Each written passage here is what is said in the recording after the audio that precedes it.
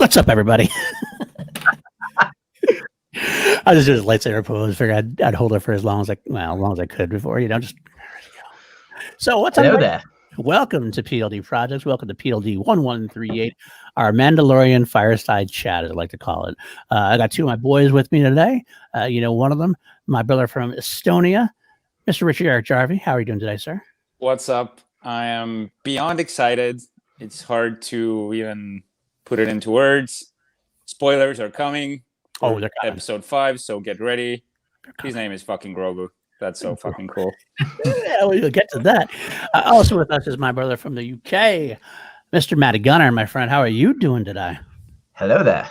I'm doing good, my friend. How are you? I'm super excited to talk about this episode. Me and Jarvie have kind of been talking about it since last night. Just general excitement. Luckily, we didn't go too in-depth into what we're going to be talking about today. But you say they're good.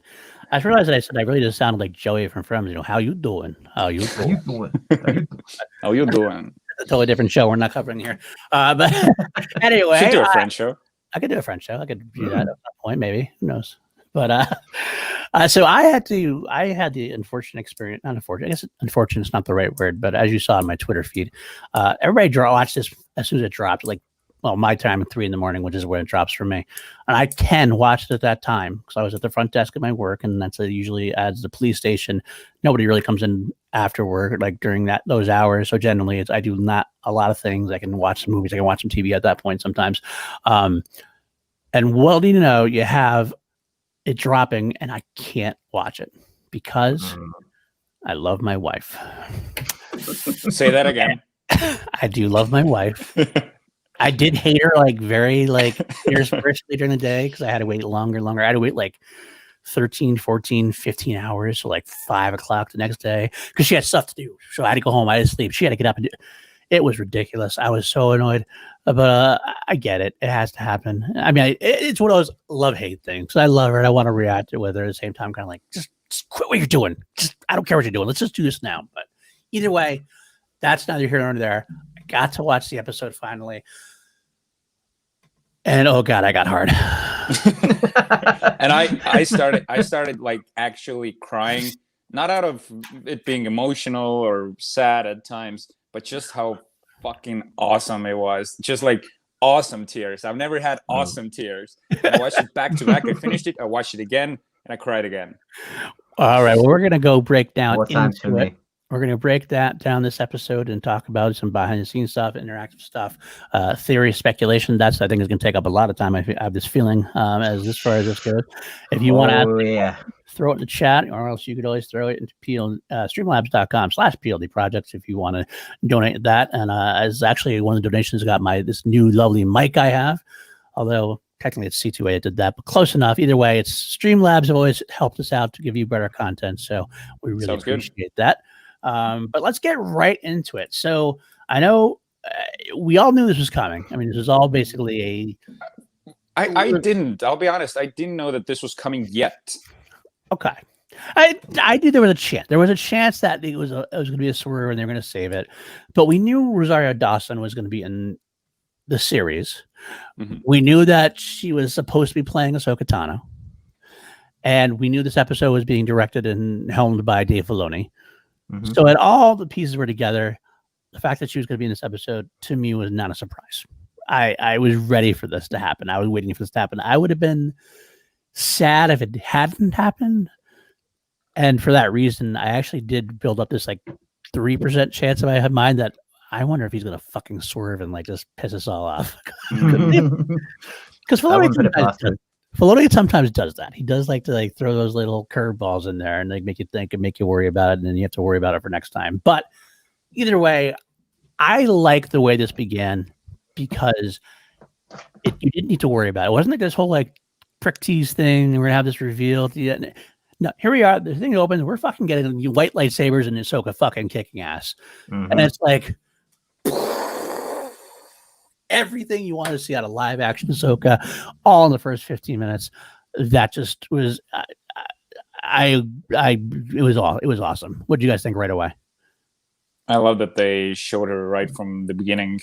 So that kind of, I got spoiled a bit. I talked about this before. I saw YouTube streams that had Ahsoka reacting to Ahsoka in the title, I was like, fucking hell, okay, so that's happening. I wish I would have found out during the episode, but they started off right with her, so it wasn't about the reveal. It was just about how awesome she was and how well it worked for the show. So I really liked that they showed her right from the start. Exactly, money, and exactly money on that as well. That's what we knew was going to happen. I know, like, if you don't know, I know some people watch are heavy into Star Wars, some people are lighter into Star Wars, some people know behind the scenes stuff, etc. But if you don't know, Dave Filoni created Ahsoka with George Lucas, obviously, for the Clone Wars movie. But Ahsoka is really his baby. She's been really the impetus of her development along the way through the Clone Wars, through Rebels, and basically you'll find out in the books that you do not get to do anything with Ahsoka unless you ask Dave Filoni, basically. I know there was the book Ahsoka that took place after episode 3, before her time in Rebels. And I remember Dave Filoni had the forward. He had to speak with the author and kind of talk her through what was going on and what was right and what was wrong. That is how deeply tied Dave Filoni is with Ahsoka. So yeah. But here comes the first thing, and I want to ask this of you guys. Rosario Dawson. Now, we are very used to, Tim actually just said it in the chat, and Tim and Pat both said it. It's like, it's not Ashley Eckstein's voice for the first time in the history of the character. We have a new voice, a new character. It's live action. I know it threw my wife. It threw Kim a little bit. She'll tell you that afterwards, although... That being said, Kim has not seen Rebels yet. I'm kind of working her through Clone Wars and then Rebels. So she's only really seen the young Ahsoka. So I think if you see the Rebels Ahsoka, it might make a difference to you, because this is definitely the older, more mature, more deeper voice, like kind of Ahsoka. What did you guys think of Rosario Dawson's performance? I think she was great. Okay, you go ahead. Sorry. Go ahead, Maddie. I think she was great. I think we do have to give a nod, a tip of the hat to Ashley for getting the character of Ahsoka to where she is now. Oh yeah. But what I got from Ahsoka in this one was the older, more mature. She's been through some trauma, which is something we'll probably get to a little bit when we talk about the more deeper meaning of things. Right. And she still has that arrogance and that cockiness that she got from Anakin. Like when she looked at the one guard and was like, "Yeah, you should probably run." Right. Yeah, like I'm not going to kill you, but you should probably run because I could. She smiled. Yeah. She enjoys it. She's a Jedi that enjoys it, like Anakin used to do, much more than Obi-Wan ever did. She enjoys the thrill of the conquest in a way. So, I mean, but it works for her because she's Anakin's Padawan, so it makes all the sense in the world. What did you think of Rosario there, Charlie? So I've only seen like 2 seasons of Rebels and 1 season of Clone Wars. So Ahsoka, for me, that voice wasn't that ingrained in me. So for me to bring in Rosario Dawson and have her voice there, that was not distracting at all. And I feel like even if I had a familiarity with the character, I would have liked for them to... She's snippy. Yeah, snips. I feel like it worked that she had a different sound, and that's a live action version of her. We don't need an impersonation of her. We just need an interpretation of her. Right. So whichever way they went, I feel like this was the right choice, because I feel like she's going to make that character her own. And it's probably, we'll talk about that, but that's probably going to lead into a spin-off series for her at some point. We're going to get into that. We're definitely going to get into that. Yeah. Well, I might as well talk about it now. I'll say right now that this whole episode to me felt like a backdoor pilot for an Ahsoka series, basically. It's one of those things that they do from that series. She was the protagonist in this one. Like, we usually start off with Mando. This just started off with Ahsoka, and Din was just the side character pretty much. Yeah, he was just along for the ride. Yeah, pretty much. Well, and that's the way it had to be. Because, I mean, Din was definitely, it's obviously Din's show and everything else, but this was such an exciting reveal for Star Wars fans that there was, even if you didn't want Ahsoka to be the lead character, she was going to be the lead story, so to speak. So you got to give her focus. Obviously, to me, I don't know about what you guys think. I guess this is already going a little bit into speculation. I don't think you're going to see her a whole lot in this series in this season. I think this is a one and done. It might be a one and done. You might see her again in the finale at some point, depending on a couple different things, which we're going to get to, I think, as well. So we'll get back into that. But my initial thought was we're going to get one and done, maybe a second appearance towards the end of the season, like the season finale, potentially. But you guys have that same feeling that I had like that? Definitely. I feel like every episode from now on can be a fucking Jar Jar Binks origin story, and I'll be happy. I wish I could see her again, but I don't need to see her because this episode's gonna last me for years. All right. Yeah. What about you, Maddie? I think this is it. I think this is what we're gonna get, because if you listen to at the end how the music swelled, I believe it was Ahsoka's theme at the end, how that music kind of swelled, and she kind of just like looked back. She kind of looked back and gave him that smile as if to say, "They'll be all right. Like they don't need me. They'll be good." We'll go back to that smile. I have thoughts. Okay. Yep, that's exactly it. It gives you the idea for the Rebel sequel series that we're talking about. We'll get there again. No, we'll get there again. Trying to spoil too much for Jar because you've only seen 2 seasons of Rebels. So I pretty much know how it ends up. You do. Okay. It's difficult and quite impossible for me to stay out of the loop because I need to know the overall stuff. Okay. Well, we're getting ahead of ourselves. We're getting ahead of ourselves a little bit. Let's go back. Let's wind back. Wind it back just a little bit. Where this is obviously done. I'm not going to lie, guys. This is definitely a little bit on the fly. We're winging it a little bit as we talk about. We just have so much we want to talk about. So obviously we're going to go off the tangents. We'll try to direct it back as best we can. So we begin with they're on Corvus, obviously in Caladan, which is, I don't know if you guys noticed this or not, but those are two names of locations in Dune. Both of them are. Caladan. Really? Oh wow, I didn't know that. Alpha Corvus is a planet in Dune, and Caladan is also a planet in Dune. So it's interesting that I think it's a nod to that. I'm betting because I know Lucas they thought Dune was one of those influences for Lucas. So I wouldn't be surprised, especially Filoni being involved. He knows this, so he's doing that. Also, at the very beginning, she wrecks shop and she has this little one-on-one with the magistrate, which we're going to talk about. Maddie's going to talk about specifically because he knows more about it than anybody else I know. But I will say, first, I got a little bit of I got taken out a little snippet, only because I had this thought process when it was going on. I thought of like Monty Python and the Holy Grail, when like she's like talking. Right, yeah, up there. Like, okay, yeah. Stop. Yeah, stop. I gotta stop it. It did throw me off a little bit, but so we meet the magistrate, who ends up being Morgan. Before the magistrate, let's talk about Michael Biehn. Okay, we can talk about Michael Biehn. Dude, They're right up in there, man. Like we see him first, right? I did not actually. They were together. I think she does. She does come back, like if I remember correctly, she comes a little bit after. Michael Bihn's in this. I didn't actually recognize him like quite right. First Shot. You need some time to get used to him. Like it was one of those kind of ones like, wait, he sounds. Holy shit, that's Michael Biehn. Yep. Exactly. I love they're pulling in all these actors from like the 80s and 90s and just giving them like these minor roles, and like you scream past them, you have to do like a double take. It's like, was that fucking Michael Biehn? Right.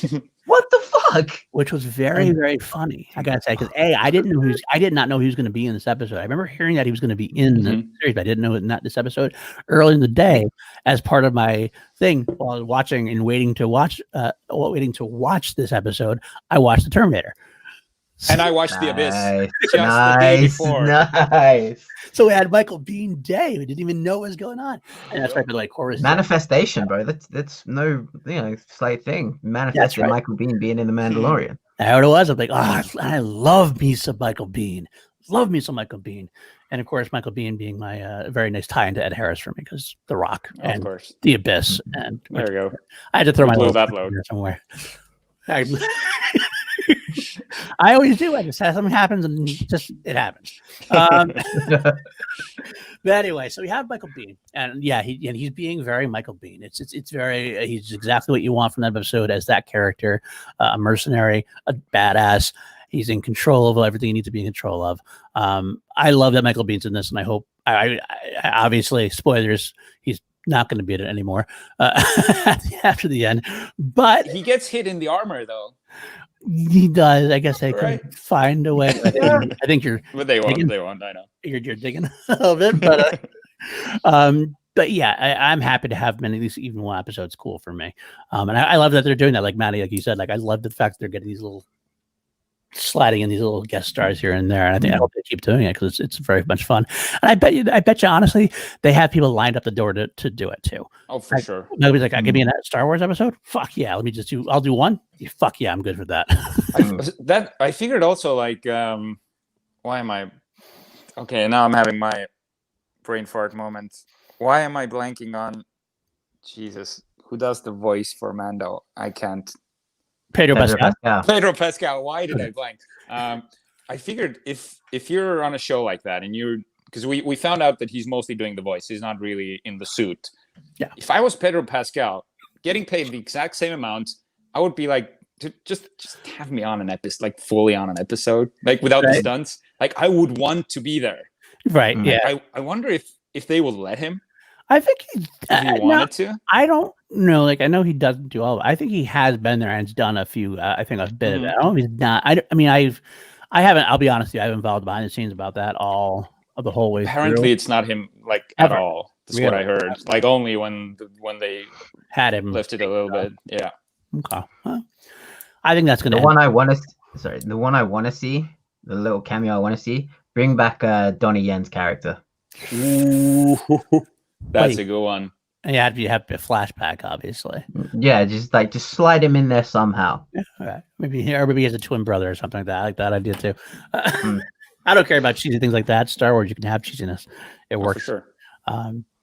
But anyway, we reach the Magistrate comes out, and the Magistrate, we find out her name is Morgan Elsbeth. And it's kind of funny, before we talk about her, I don't know about you guys, but knowing the Star Wars lore that I do know the Star Wars lore pretty well, I hear a name drop and was like, wait, all right, do I know her from somewhere? I feel like should I know her? Yeah. Should I know her? Is this character from one of the books or something? Because especially with Filoni being involved. I'm like, no. Now I went back and I was like, I'm gonna look that up on Wikipedia to make sure, but but no one I knew. Okay, good. Let's move on. So talk about the Magistrate there, Maddie. You had some information for us earlier. So the Magistrate is played by a very well-known stunt performer, Diana Santo, I believe her last name is. I can never really pronounce it, but for a while I was looking and getting into like stunt work and stuff like that. She is one of the best. She has done work on Blade. She has done work on Tokyo Drift, Wild Wild West, Lucifer, and a bunch of the CW shows and all that kind of stuff. She's done so much stunt work. So to see her transition, I love seeing stunt performers transition from just that background, doing stunts, and then getting a more prominent role. And she nailed it with this. Yeah. She really absolutely nailed it. Yeah, she acted well. She had the fight sequence at the end, which we'll get to a little bit probably, but that was a great fight with her and Ahsoka at the end. She did exactly what she needed to do. But I keep it's so funny. He wanted to bring stuff up, and I'm like, wait, we gotta wait till we get there. We gotta wait till we get there. So go ahead, Jerry. Where's your I just wanted to ask, how did you like her acting? Because I feel like that's the only part where you could a little nitpick her. She felt wooden at times, but as the episode progressed, she kind of got more comfortable. At first, she kind of was a little, I don't know, too stereotypical villain sort of, and her delivery was a bit wooden, but it got better for me. That was like the only thing about the entire episode that I was like a little iffy on. But how was that for you? No, it didn't really bother me. I mean, it was the type. She was exactly the kind of character I thought she was going to be. Okay. So I kind of like accepted it in a way. Like she's definitely more of a stunt person. I knew she was definitely more for her physicality, and she didn't really require any real emotional, big in-depth sequences. So it was fine for me. I didn't really nitpick for me at all. I don't know. What would you think, Matty? I agree. It was wooden, but then you have to consider her story, that she is very dead behind the eyes. Like her family was screwed over, and she spent her entire life devoting herself to building Imperial warships.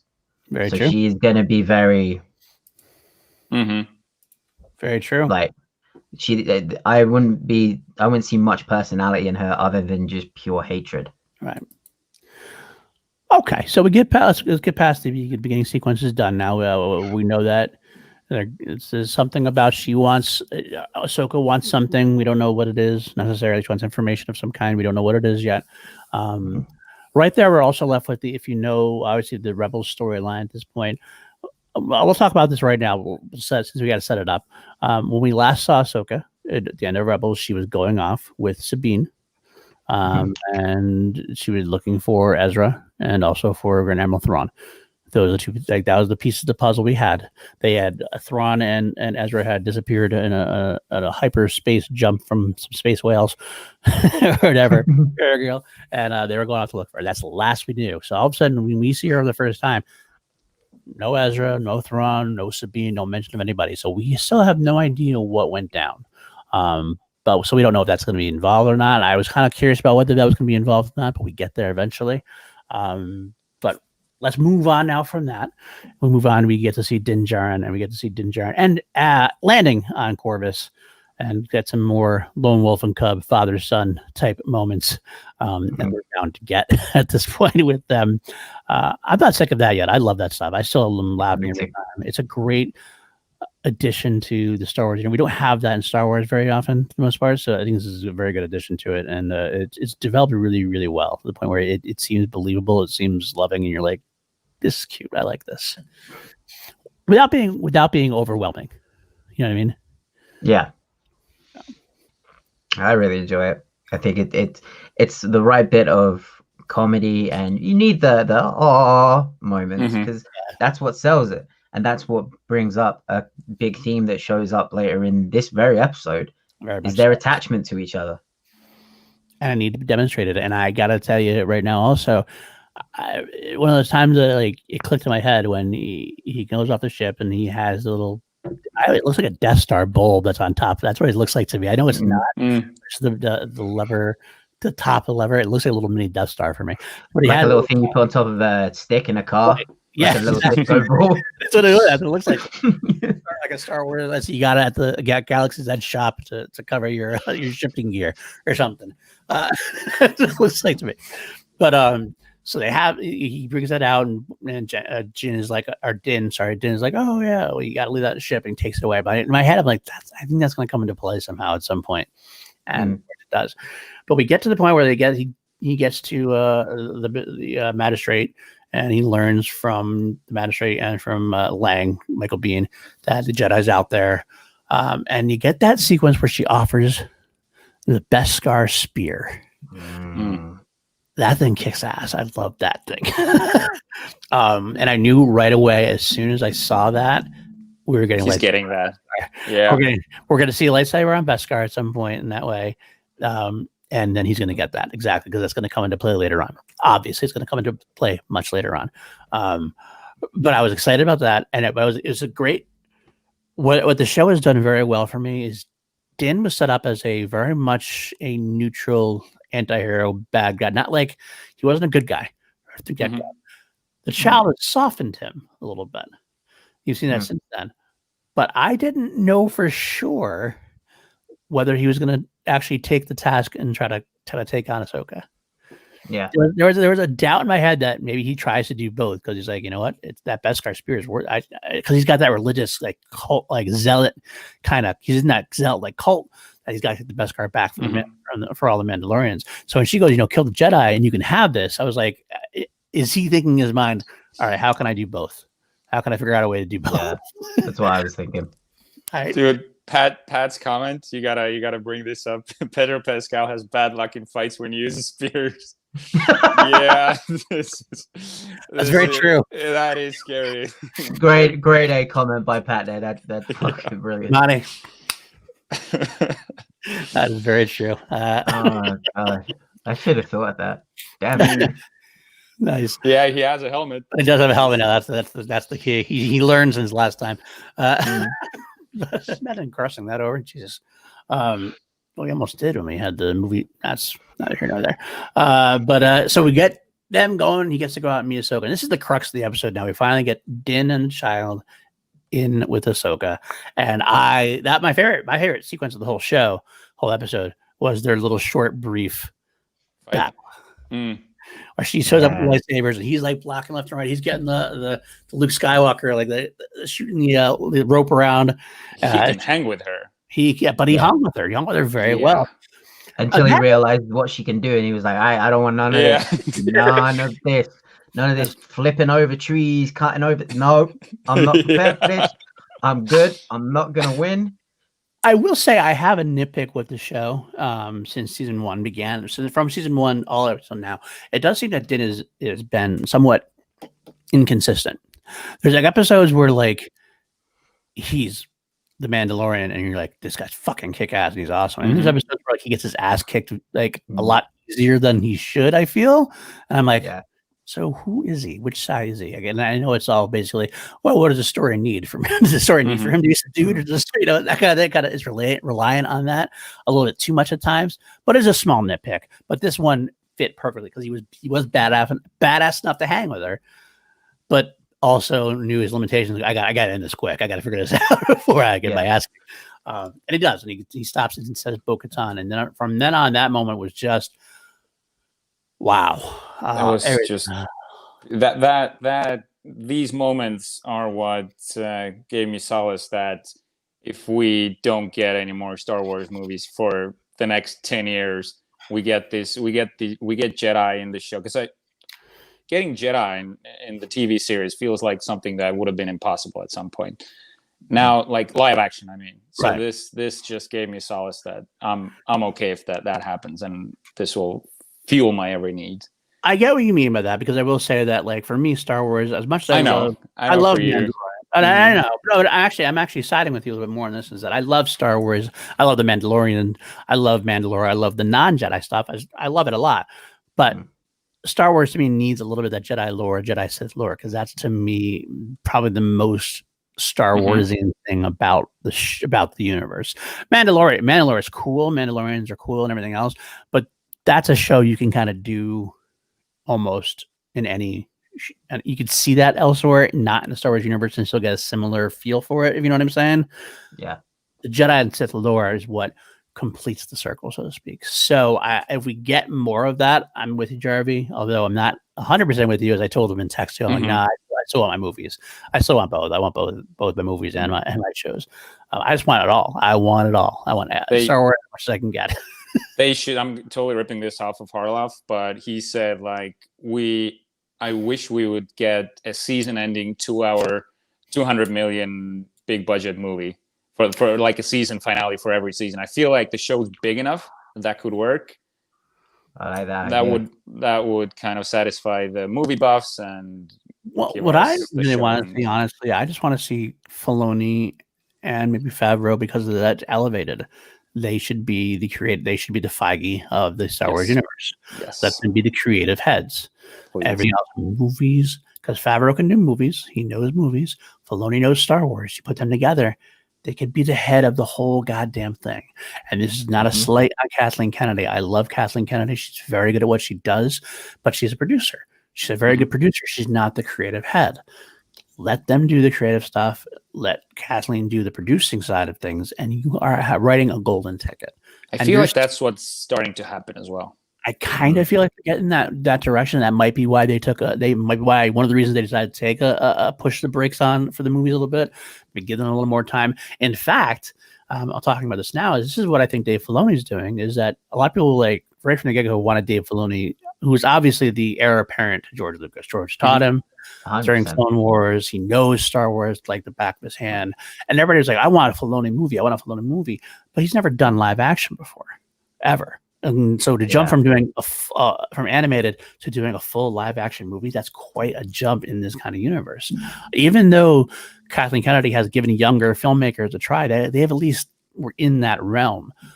So it looks like to me the progression is quite clear to me right now.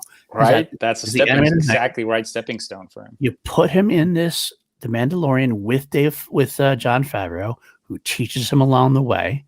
He gets to direct a few live action episodes, spins off to being Dave Filoni in charge of the Ahsoka series, a live action Ahsoka series. That's what we're going to get, and that's what this is all leading up to. After that's over, maybe we do get a Dave Filoni movie at that point. Maybe it's a Dave Filoni Ahsoka movie at that point. And that's what might happen. This is all speculation at this point. Although I think it's heavily possible now that we're seeing a series with Ahsoka. It's already been rumored. I don't think you get Rosario Dawson in this for one episode, or for even like potential one episode, or maybe like a couple episodes later on. Like I think you're getting Ahsoka. You're going to cast Ahsoka because you want to put her in something much bigger. So that's where I think this is coming. And just to throw up there, yes, Monty, I love that too. That's why I love the lore and the philosophy. That's part. That's my favorite. Part of the Jedi Sith brings that to me. But so going all right. So stepping back a little bit, I think we'll still talk a little bit more about this potential Ahsoka series later after we reveal some of the other stuff that happened. So we get Ahsoka some backstory, and we finally this is where we learn it's not Baby Yoda, it's not Dave.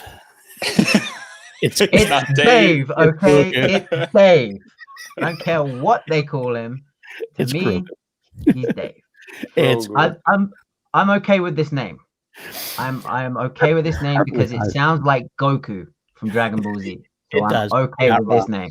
You're not wrong. Some people didn't like. I remember I wrote some like comments that should have been a Y name, Yoda, Yaddle, and that does stick with Star Warsian things. But at the same time, like it doesn't matter. It still sounds alien enough, but like still sounds Star Wars enough to me that I'm fine with it.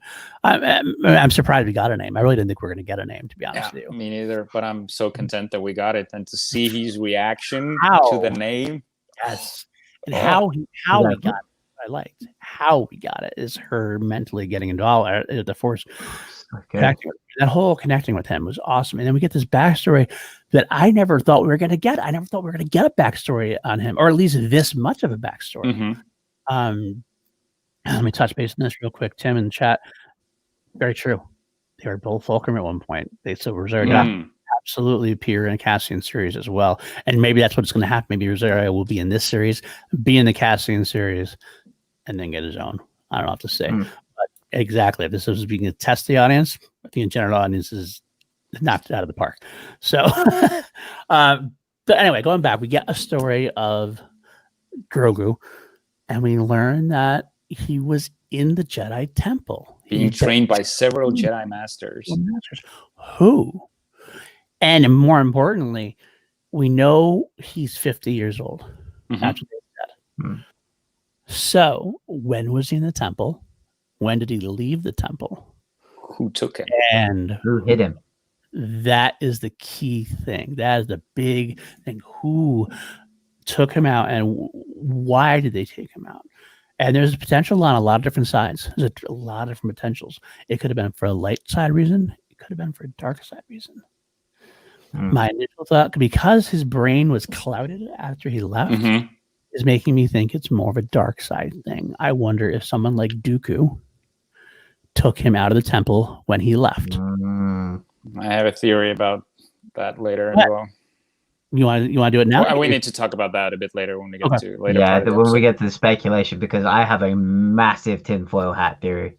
All right, I think we may might make be you on the guys same sound page. crazy. You know what? I think we should do this now. Let's do it now. Let's just go ahead and do it now. We're already talking about Grogu stuff now.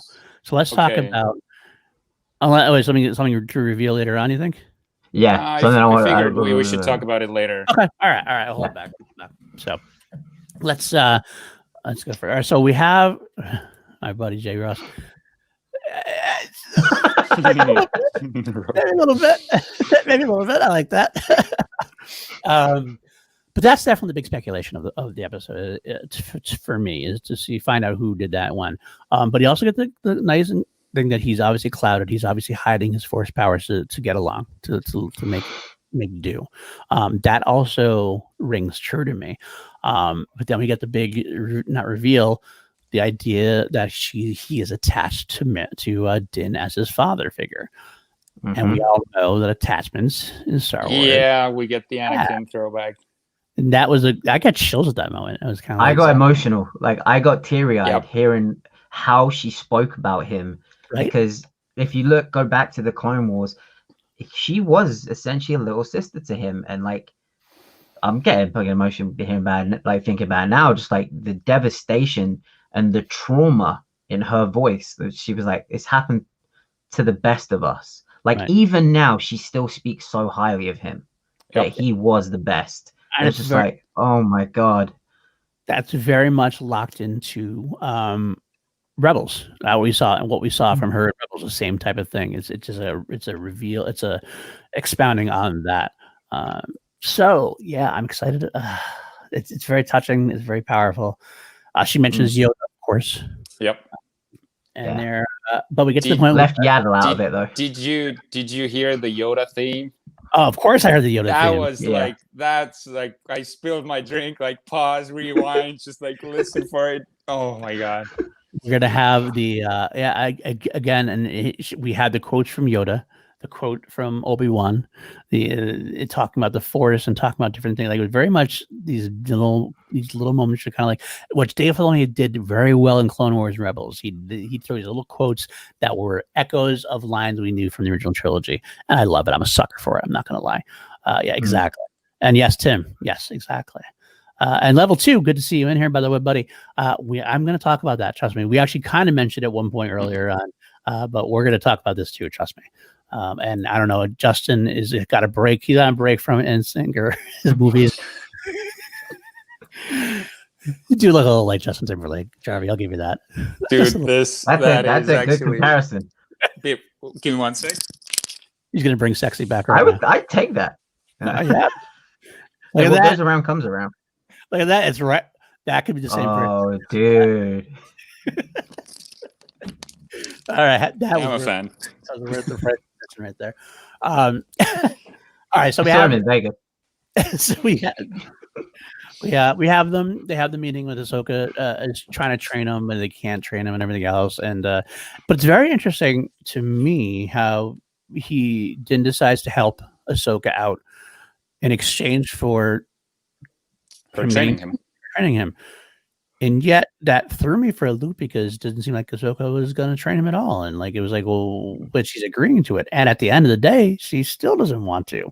So it kind of seems like it's almost like she's not really a true Jedi anymore. She's willing to lie, almost lie to get what she needs to get in a way. Like, and she kind of bamboozles him as well. Like that she gives Grogu the rock, tells her to send it back. He doesn't listen to her. And she has Din do that. Mm-hmm. But you think that, okay, now Din is going to make Grogu show Ahsoka that he's worthy of training. But what Ahsoka is actually doing is like telling him that if he listens to you, that's when I'm definitely not going to train him. Right. Yeah. So I'm going to prove you why I won't train him by him listening to Din. Right. Yeah. It's very tricky that way. Real quick. Yes. When Din first joins or finds Ahsoka, did you guys notice Mirai? Mirai, yeah. Yes. I screamed seeing that little fucker up in the tree. I was like, yes! I noticed that later, like after I watched a few reviews, but it's still awesome. It was a nice little touch. I love that as well. So, all right. So we're going back to the city, to Caladan, the magistrate's hangout, and he's going to help her. He's going to help Ahsoka get what she needs, and she's supposedly going to help him get what he needs.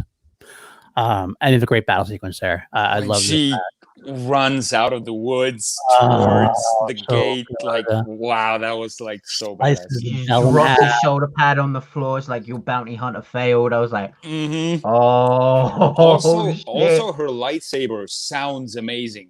So correct me, I don't know in Clone Wars the sound effects, but her saber was very different sounding to what we were used to Jedi lightsaber sound like. Yeah, it was like way more bass. Like, usually it's like very lighter kind of a sound effect. So I don't know. The sound effects for me in Star Wars are they're super important. Like I usually don't pay attention, but in this case, it was very apparent that they went for a different sound. I love the fact that it was directly. I wish I didn't get a chance to get this JPEG or whatever, but like he actually had the lightsabers do that. What was that? That's something that's been in Rebels. That's how she's done it before. Okay. So it was actually very samurai. thing. It's a samurai, exactly what it is, a samurai thing. I'm not sure how it works that way, but that's how it's done before. It's a visual thing that probably doesn't necessarily work as in practice, but it looks cool, so I'm willing to accept it. Wait, there's no lightsabers? No, there are in real life? Oh, no.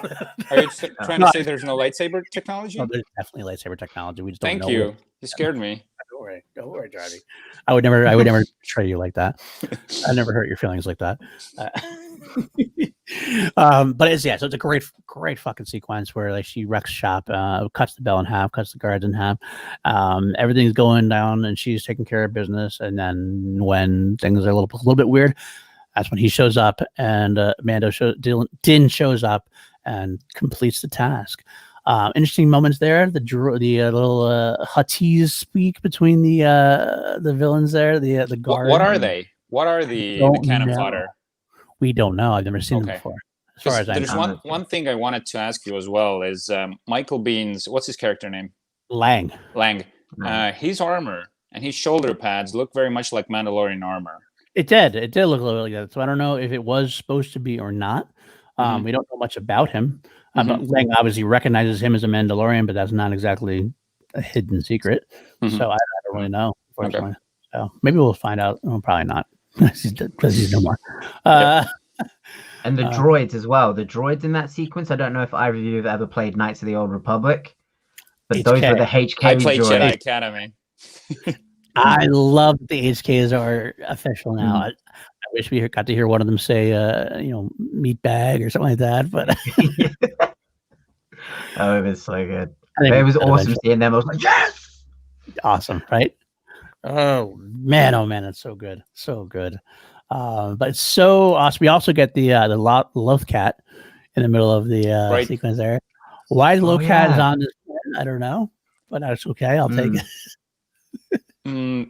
One thing. Okay, well, when we get back to Ahsoka, there's one more thing I wanted to point out. Anyway, yeah. What other things I want to mention about the battle sequence? Of course, there's the villager, which is kind of cool. You get the villager who becomes the magistrate at the end after they save things. I feel like he was the magistrate before. I feel like it was too. And he got reinstated or something. Yeah. Because he obviously was leading the people. He was obviously very headlong into the whole situation. I also like the prisoner cages they had. That was gnarly. It was a throwback to Hera was in one of those in Rebels at one point, or something similar to that. It also kind of reminded me of Willow, Mad Mardigan. Kind of those sequences were just thrown up there the cage to rot. That kind of that just reminded me of those two things. And I love little nods like that because you know that those are meant to be that way. They're like done for on purpose, obviously. But then we get the big battle. You get the two small battle. You get Ahsoka versus Magistrate, and you get Bean and Din's little Western standoff. Yeah, standoff. That's right. Very much so. Very in tone with Star Wars, as it always is, samurai or Western standoffs like that. The Din. I'll talk about the Din and Michael Biehn one first, since that's the easier one, and there's not as much to it. Michael Biehn trying to fake something, and then, but when it comes down to it, done, all done. Eddie starts shooting. Look at it's so good. Yes, I know. Yeah, they are on a lot of different planets. They're like a pet of it's like the dog of the Star Wars universe, so to speak. I always laugh when I see them somewhere else. So they're called Lothcats. So Lothal, but that's just me. I know. But let's talk about the Magistrate versus Ahsoka. It's funny. My wife, who is not as well versed in Star Wars as I am, but she has been watching Clone Wars. Today I'm actually going to a sidebar. I'm finally showing her the series finale arc of Ahsoka, so I'm excited to watch that again. She's never seen that yet, but she's started to like Ahsoka quite a bit. But she knows right away. She's like, she's not holding the lightsabers right. That's what she said. That stance, that's her stance that I wanted to talk about. I used to play Jedi Academy, and there was a lot of attention to detail when it came to the stance. And correct me if I'm wrong, she uses the Sheen stance. Shien. Yeah, it's one of the Jedi forms. Yeah, exactly. But exactly. When she does the saber, she does flip it back, and she does hold it right. She was like, "That's how she's supposed to hold it." Like, yeah, that's how she. But that was great, though. That was a great fight, and you have the Beskar staff. He's just like we knew was going to happen. Lightsaber versus Beskar, and like level 2 trader talked about earlier. We're going to bring it up. obviously this is the precursor to now that Mando has that. He's going to fight Gideon probably with the Darksaber versus the Beskar staff, and that is going to be season finale material, and I can't wait for it. But we'll get there because this battle was there first, and it was great. It was a great battle. They both stood up for each other very well. It's surprising that the Magistrate was that good to me. Because like her master was Thrawn, right? That's what they say. Yeah. Like how trained. So this is the part where I stopped watching Rebels, where I took a break. So I don't know how Thrawn has actually been trained. He's not a Jedi. He's not a Sith. He's not anything like that. He's more of like a tactician kind of person. Yeah, more than he's a master of all things war. He does have a master, but he's not. I wouldn't say like his. I have a hard time seeing him in a battle with a Jedi. You know what I mean? Like he's very good at fighting and everything else, but it seems like he lacks the instinct that Jedis would have. Like the Force would make it so it's still pretty much an easy battle-ish without like a lot of weapons or without a lot of armor or something like that. So it's a little surprising to me, but he is a great I keep saying statistician. He's not a statistician. He's a tactician. Yeah. But, it would be very much knowledge versus instinct, because Thrawn is always 3 steps ahead. And when he studies things, he studies them to such a degree where he could be like, okay, you're going to do that, and that. So I need to do that, and that. So I think knowing that she came from him, she would have been like, okay, she's going to know some stuff. So I got to be careful. And I love, like you guys know, I love old school, well, not even old school, just martial arts movies. And this screamed to me Jet Li versus Donnie Yen in Hero. The way they walked around each other, like slow pace and then fast moves and then walked again like a standoff. Yep. Wow. And just like the scene, it's the perfect like blend of Kurosawa and Leone for me. And I was just like, and then she pulled out the sword, she pulled out her sabers, she pulled out the staff. I was like, holy shit, this is like from Hero. Right. Oh my god, this is gonna be amazing. And it was good. I love this fight. I love it. It's probably one of my favorites. It's well done. Yes, Tiger. He did say that, but again, to me, droids versus Jedi are still level to me. So there was also some speculation about her being a Night Sister, but like just because she's so well trained, but that's probably not what it is. But I did hear some rumors about that as well. She was supposed to be Force sensitive. That could be, or like that's what level 2 is saying. He has the same fighting style as Chirrut. Maybe at one point, Journal, like she was one of the Wills at some point. Maybe it was at some point. I mean, I know we had the backstory of her working for the Empire, but there could have been moments that maybe she learned from them or something to that effect. Somehow got involved. Somehow, maybe it was behind the scenes. We don't know. I would love to see the Wills come. Because that sect of people were just talked about in Rogue One. We haven't heard anything about them since, and I think that's a very cool idea that they could delve into somewhere along the line. So we'll have to see about that. So, but yeah. So, God, do you think when Ahsoka loses one of her sabers, like she disarms her, like my first instinct was, okay, she can like force pull it back, but she doesn't. She continues with the single saber, and that was a cool moment because, that's just my interpretation of it. She was like, "Okay, you did that. I'm gonna honor the fight. I'm not gonna pick up my saber because you disarmed me. I'm gonna continue with a single one." Like, I figured she was honorable. Like that might be not. Maybe she just didn't have enough time to pull it back. Whatever. But I kind of that's how I like to think of it. She lost it in the water, so it could be that's why they had to go into the water because you really couldn't see it. You'd have to concentrate on finding it, kind of thing. So I get what you're saying, but I like what you're saying too. That's fine too. That it gives her a different look. It's a different form, gives her a different look. Something like, oh shit, now she's fighting this way. Oh god. It reminded me of something that my friend who's in the chat earlier, Jason Ross, talks about all the time. When Darth Maul was fighting in Episode 1, he had the double-sided lightsaber. When Obi-Wan slices it in half, he also uses the one, and he's actually more dangerous with the one than he was with the double-sided in a way. He was actually even better at it. So maybe that's the case too. Because when you use a double, I mean, I'm not a fighter, so I'm not trained in this. Maybe Maddie could tell me. I know a lot of people use specialized when you have the two-handed kind of weapons and everything else, but usually probably I would think you would just try to master the one first before you add a second. So, like, if you're really that good in the first, and then you use the second, you're really good in that, you could just as easily go down to 1 and be just as good, if not maybe even better in some cases. Yeah, it's like I mean, I'm no expert with weapons, but it goes back to the old Bruce Lee saying, which happy birthday Bruce Lee for yesterday, greatest of all time, blah blah blah.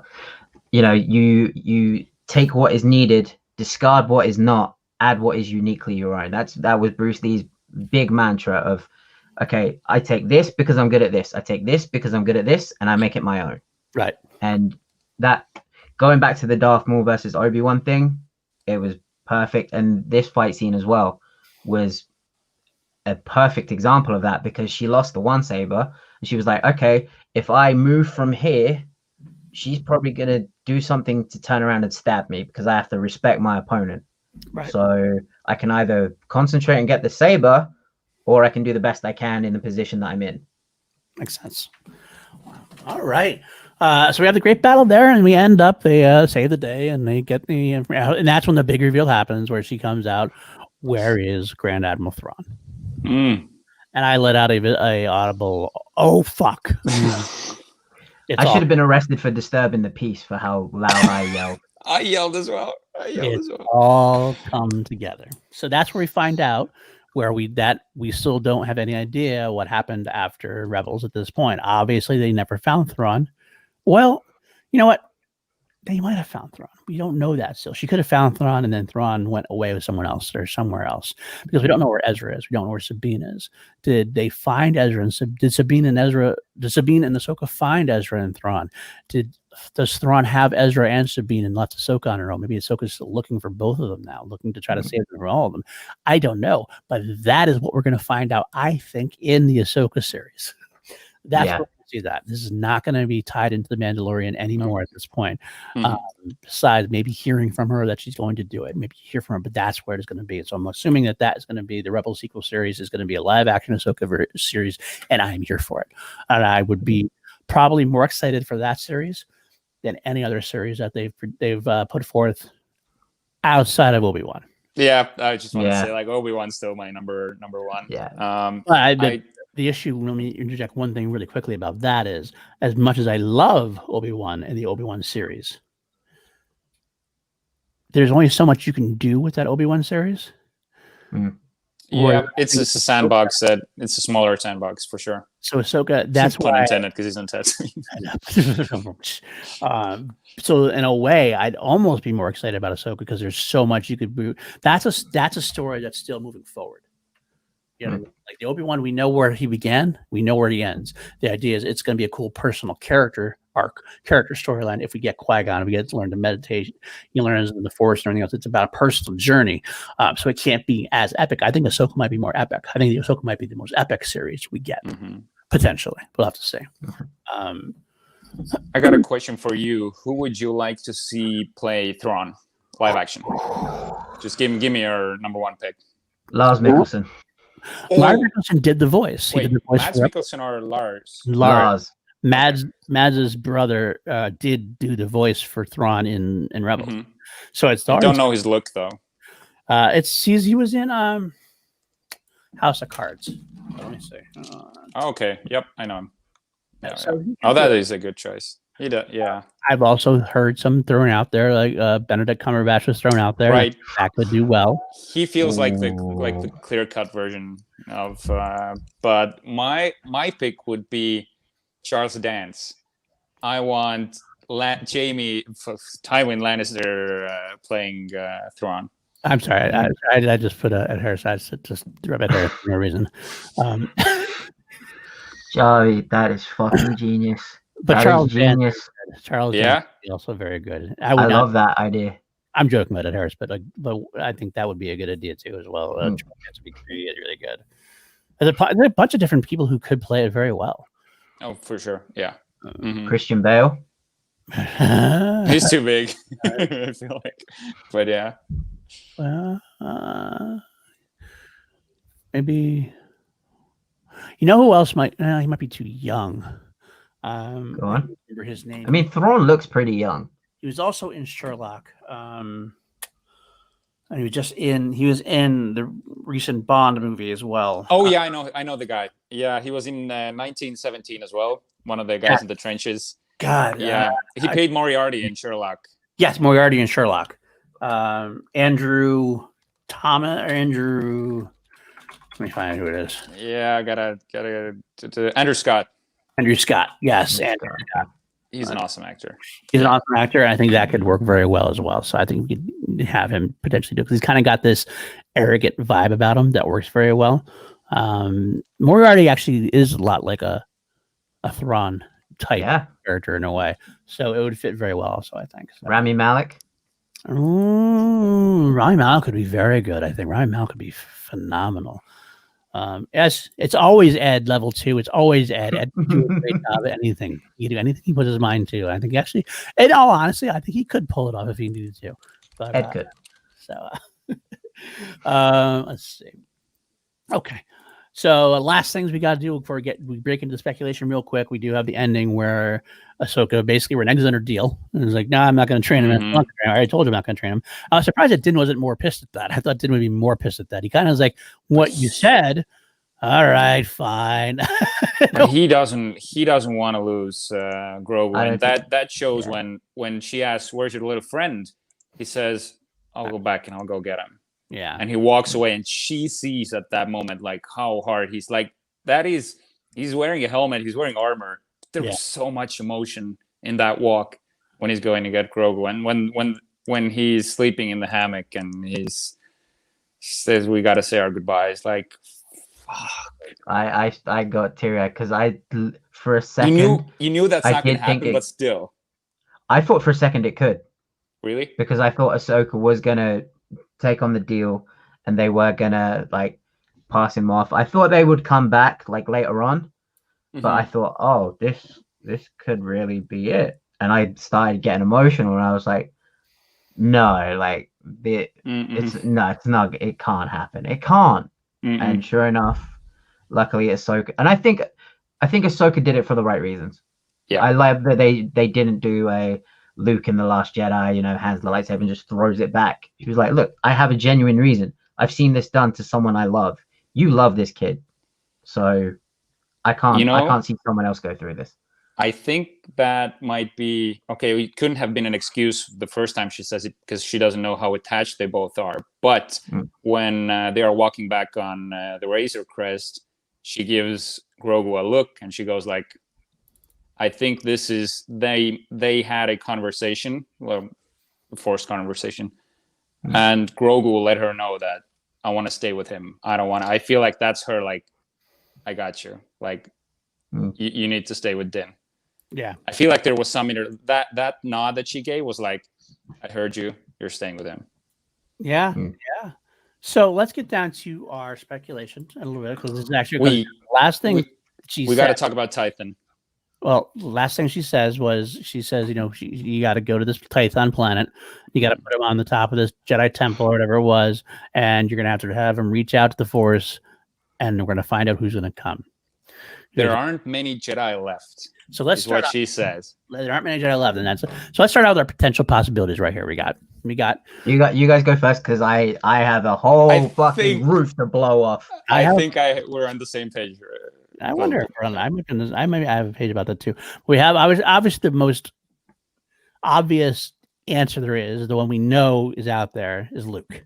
I don't think he's going to be in this show. I really don't think that's going to happen. Although, I got to be honest, I'm less against it. I'm not even against it. At first, if I said Luke's going to be, I would have said there's no way Luke's going to be in this. I'm more open to the idea that actually could happen. I could see them deciding to put Luke in at some point, de-aging Sebastian Stan, either Sebastian Stan or de-aging Mark Hamill, just like they did for Rise of Skywalker, something like that. Especially because that even if he's going to be in it, if Luke is ever going to be in it, he's not going to be in it much. He's not going to be. No. He'd have like a little bit role at some point. So that's the obvious give me answer. Other possibilities that I would throw out there, and we'll see if one of them is yours. And then if it's not one of these, then I'm really interested to hear what you have to say. We have Ezra Bridger, who's out there. This ties in the Ahsoka series potentially. And that's how Ahsoka comes back. If Ezra comes, helps him out. I know where me and Maddie are thinking about the same thing. I'm saying no. We have Yaddle, who is the one I threw out there, because as far as canon goes, Yaddle left after episode 1 because we never saw her again in episode 2 or 3. There's some legend stories with her, but those aren't canon anymore. Did Yaddle take the child out initially? Is it Yaddle's child somehow? Is it Yaddle relation to child? We don't know. Does Yaddle Jedi? Does Yaddle come and that therefore Mandalorian can get its own Yoda on Yoda action, so to speak. Yoda training Yoda, basically. Potential, probably not. Quinlan Vos. Oh, I didn't think of that.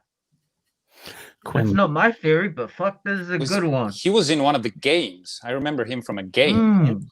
He was in the Clone Wars. Briefly, he had an arc of episodes of Clone Wars.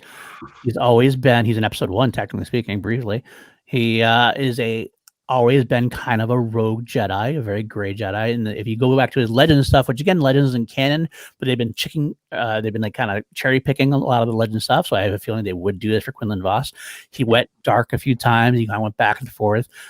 He actually is, and there is a canon side to him now. I think I totally forgot for a second the Asajj Ventress novel that they had, which was a Clone Wars arc that wasn't made, was Quinlan going deep and dark. So I think he's got a lot of potential to be one of those guys who perhaps survived Order 66 and somehow went into hiding because he wasn't really a Jedi. He was kind of this gray Jedi, kind of like Ahsoka was in a way. And he's the one who comes and finds. And that's Jedi, because Quinlan Vos has always been rumored to have potentially be involved somehow. So you get a Jedi in the Mandalorian show that maybe can't support his own series or anything yet, but would have that Jedi stuff. You could have a Jedi in there, and he'd be rogue enough not to be with the Jedi Force, like to be with like Luke's Academy, for example, or whatever. That's my theory at this point. That's what I'm going with. What's your theory? You said that Quinlan Vos has turned dark. Doesn't have to be a Jedi who shows up for Grogu. There aren't many Jedi left, she said. He already has attaching feelings. He has fear in him. Mm-hmm. It couldn't, like, Rebels dabbled Ezra turning to the dark side a bit with Darth Maul, everything after that. I think I don't want Grogu to turn dark, but I would like a similar story that he will struggle at some point, and it's not so clear cut that he's gonna immediately be on board with the light side. Because sure, he needs to take him to the Jedi Temple and put him on what was the stone? Can't remember what she says. Like stone. Pretty much, the thing. So pretty much, I figured that's like a beacon for the Jedi, but the Force, everyone can feel the Force. So the dark side users can feel Grogu's presence as well and come for him. Absolutely. So that is my theory. That could be a dark side user. I can see that happening. Absolutely, I can see that happening. Maddie, what's your theory? All right, get your deodorant out, boys, because we're about to get sweaty. We're about to get real sweaty. As soon as she mentioned Tython, I got red flags. I got boom, boom, boom, and then mixing it with Mirai, because for guys who don't, I think we can safely say now that Legends material is on the table. Oh, they can pick it. They can pick and choose. It's no longer a case of, oh, that will never happen because that's Legends. Gone. We can forget that now. So Tython is where, basically, for anyone who may not know, it's where the Jedi kind of originated from, and then they left to form the Council at the end of the Dawn of Jedi series. Yep. And then it sits between two moons that personify the light and the dark. We know Favreau and Filoni are willing to go into Legends and recanonize those things, but if anyone's ever read the Aphra comics, was when Aphra used it on Vader to weaken him for seeing his past sins. I think that's going to be the Seeing Stone. If they're looking to unlock Grogu's memories and his powers, that's going to be the best place to start. It's like a confessional booth that you see everything from your past in. My theory is this.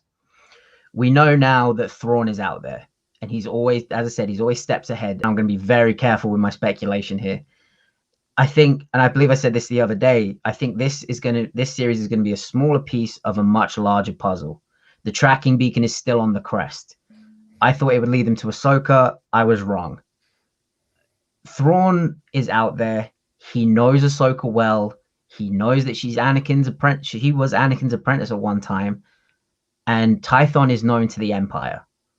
If Din takes Grogu to Tython, puts him on that stone, and a certain Jedi who just so happens to be starting his own academy feels his presence, and a Jedi I'm sure Thrawn would be very interested to meet, that would be huge. But does he show up? No. I think we are more likely to get someone like Cal Kestis from Fallen Order show up. Fallen Order. That would they're really bringing that together. That could be very well. I know we have to wrap up very shortly. Joey's got to go. One thing I'll throw out there real quick. Yes, Tim. Well, I have something to show you, Tim. I have something to show you. Wow, that is good. That's sick. That's sweet. Because that's it. He was actually there was a episode, Cal Skidrata, who was a character from Republic Commando of the book series and the thing, and Ed Harris was used as the archetype for that character for the artwork. So there you go. All right, guys. So last thing that we already talked about that. Jerry's got to get going. We have next episode will be here next week. Same thing. We already talked about everything we need to talk about today. Any questions? You can always let me know in the chat or the question underneath, the comments underneath. So hit like, subscribe, all that stuff. Love you guys very much. Matty Gunner, where can you folks find you? You can find me on Twitter at Matty Gunner, on Instagram Matty_Gunner, on the Wild Jones Podcast Network on YouTube every Wednesdays and Sunday for the ONU MMA show. And I'm wearing it now. My band, Shadow of Azrael, we have merch and new music coming soon. There's some stuff on Spotify. Go check it out. Very nice. Jarvie, where can the folks find you? On Facebook and Instagram at Richard Eric with a K Jarvie, and hopefully we'll be back next week with Class Action on Action Industries. True, very true. At Paul _ News, you can find me on Call to Action on Action Industries on SCN Network, and on PLD Products. We'll be doing 2 PLD products this week, and I believe, generally speaking, some tier rankings. One will be Star Wars, one will be, I don't know, maybe Batman. I don't know. We haven't decided yet. I'll figure it out. But they'll be tonight and tomorrow night. Late-ish, we'll find out. But either way, that's all for tonight. We'll see you guys next week as well. Have a good one. Thanks for showing up. And, may the force be with you always. Thanks, guys. Motherfuckers. This is the way.